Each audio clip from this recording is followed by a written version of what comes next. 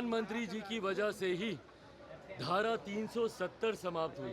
क्या किसी और सरकार में ये हिम्मत थी कि धारा 370 को हटा सके? क्या किसी और सरकार में ये इच्छा शक्ति थी कि वो राम मंदिर का निर्माण कर सके? क्या किसी और सरकार में ये इच्छा शक्ति थी कि वो नारी शक्ति अधिनियम को वो लागू कर सके? अपॉर्चुनिटीज़ क्रिएट करेंगे, इसका जिक्र भी कहीं पे नहीं किया गया। तो भाई बोलने में क्या जाता? आप 1 करोड़ क्या, आप 140 करोड़ की आबादी में 150 करोड़ लोगों को नौकरी दे दीजिए, बोलने में क्या जाएगा? चुनावी रण में सभी पार्टियां उतर चुकी है। भारतीय जनता पार्टी ने आज अपना मैनिफेस्टो भी जारी कर दिया है। भाजपा के मैनिफेस्टो पर एक तरफ तेजस्वी यादव जहां प्रहार कर रहे हैं कि बिहार के लिए कुछ नहीं है, तो दूसरी तरफ चिराग पासवान मोदी जी के समर्थन में खड़े दिख रहे हैं।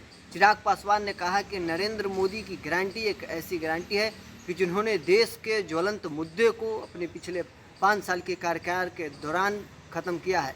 क्या किसी सरकार में ये दम था कि जो धारा 370, 35A राम मंदिर जैसे ज्वलंत मुद्दे को ख़त्म कर सकता है? क्या कुछ कह रहे हैं चिराग पासवान, आप खुद सुनिए इस वीडियो। हमारे प्रधानमंत्री जी का होना मोदी की गारंटी को पूरा करने की गारंटी है। भाई अगर यही बोलते रहिएगा तो हम निकल जाएंगे। भाई प्रधानमंत्री जी का होना मोदी की गारंटी को पूरा करने की गारंटी है।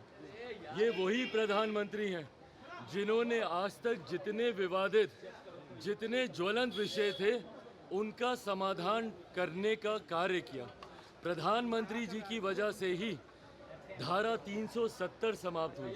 क्या किसी और सरकार में ये हिम्मत थी कि धारा 370 को हटा सके? क्या किसी और सरकार में ये इच्छा शक्ति थी कि वो राम मंदिर का निर्माण कर सके? क्या किसी और सरकार में ये इच्छा शक्ति थी कि वो नारी शक्ति अधिनियम को वो लागू कर सके? तो जब इन तमाम कार्यों को किया गया, जहां महिलाओं के सम्मान के लिए शौचालयों का निर्माण करवाया गया, तो वहीं उनके स्वास्थ्य के लिए उज्ज्वला योजना दी गई। वहीं कोई गरीब परिवार स्वास्थ्य लाभ से वंचित ना रह जाए, आर्थिक कठिनाइयों की वजह से आयुष्मान योजना भी दी गई।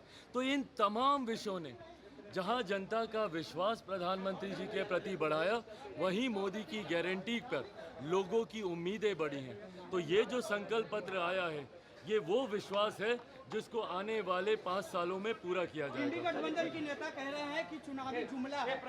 भाई ये लोग जुमलेबाजी अपनी बताए ना। यहाँ पे लोकसभा का चुनाव हो रहा है तो ये लोग मैनिफेस्टो निकाल रहे हैं विधानसभा के चुनाव का।